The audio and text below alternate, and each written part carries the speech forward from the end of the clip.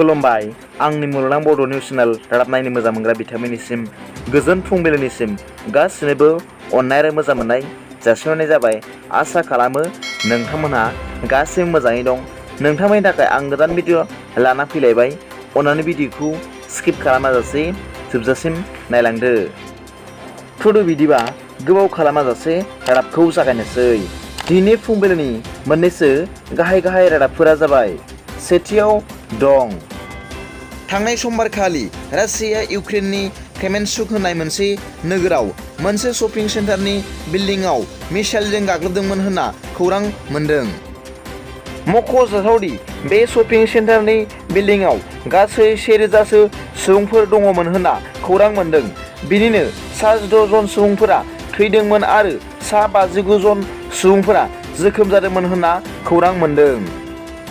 नैथियाव दं मैया मंगलबारखालि क'क्राझाराव बावैसो अल इन्डियानि DID लिटिल मास्टार सिजन 5 आव देरहासार जानो हानाय नवजित नार्जारीखौ बरायनाय हाबाफारि जायो। मख'जाथावदि बे बरायनाय हाबाफारिखौ क'क्राझार जिल्ला एबसु आरो BTR नि खुंगिरि लोगो नांनानै खुंदोंमोन। बे बरायनाय हाबाफारियाव नवजित नार्जारीखौ जायगायावनो मोसानाय दिन्थिहोनाय जादोंमोन। बे बरायनाय हाबाफारियाव इउपिपिएल राजखान्थि हान्जानिफ्राय 1 लाख रांनि चेक गथायदों होनना खौरां मोन्दों।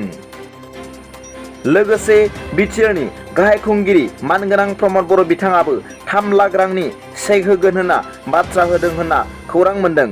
मख'जाथावदि बे बरायनाय हाबाफारियाव BTR नि गोजौ थाखोनि दैदेनगिरिफोर आरो एबसुनि गोजौ थाखोनि दैदेनगिरिफोर आरो गोबां रायजो राजा बिथांमोनहा नुजानानै बरायनाय हाबाफारियाव बाहागो लादोंमोन होनना खौरां मोननाय जादों।